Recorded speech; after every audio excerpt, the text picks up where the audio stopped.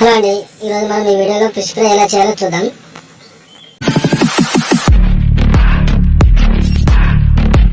మనం చేపలు నీట్గా కడుక్కున్న తర్వాత కొంచెంత సాల్ట్, అలాగే కొంచెంత పసుపు, అలాగే కొంచెంత కారం, కొంచెం అల్లం పేస్ట్, అలాగే ఒక 2 టేబుల్ స్పూన్ ఆయిల్ అయితే వేసుకుంటున్నాను. నేను ధనియాల పొడి అయితే వేసుకుంటున్నాను.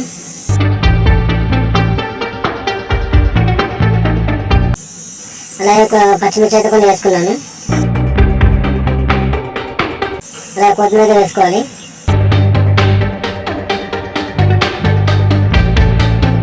మిశ్రమం మొత్తం కలిసినట్టుగా మనం మ్యారినేట్ అయితే చేసుకుందాము.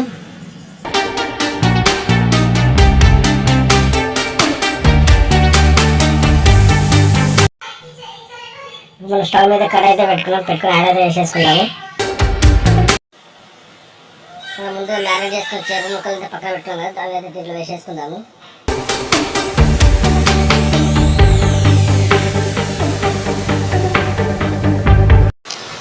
ఇప్పుడు చేప ముక్కలు 1 సైడ్ కుక్ అయిన తర్వాత 2వ వైపు కుక్ చేసుకుందాం.